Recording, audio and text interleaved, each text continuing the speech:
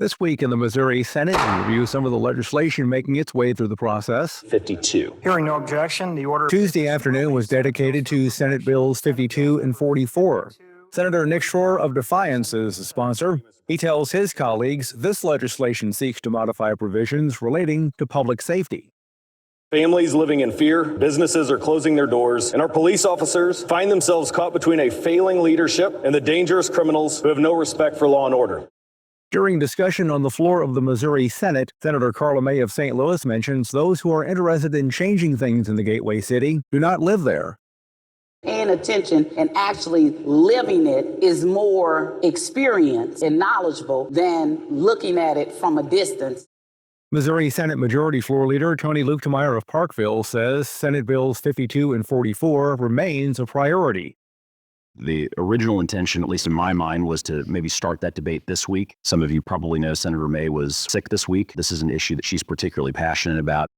Senate Bills 52 and 44 has been set aside for further discussion. Senate Bill 22. Senator from Cache. Wednesday afternoon saw time spent on Senate Bill 22. Senator Brattin of Harrisonville is the sponsor. He says this bill would create new provisions relating to the treatment of summary statements prepared by the Missouri General Assembly for ballot measures. If challenged, the court could render that ballot language is insufficient to describe said initiative petition or ballot language or ballot measure.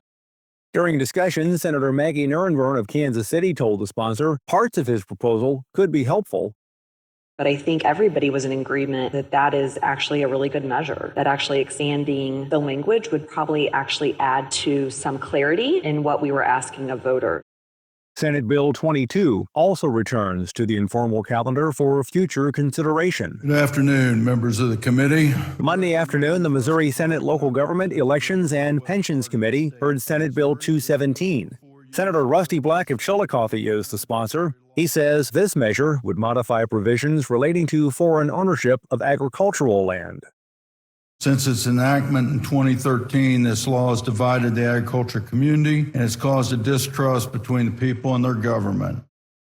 Committee action has not yet been taken on Senate Bill 217. Hello, I'm Senator Angela Mosley. At the same time, the Missouri Senate Transportation, Infrastructure, and Public Safety Committee heard Senate Bill 41. Senator Angela Walton Mosley of Florissant is the sponsor. She tells the panel her proposal would create the CTF Medical Alert System.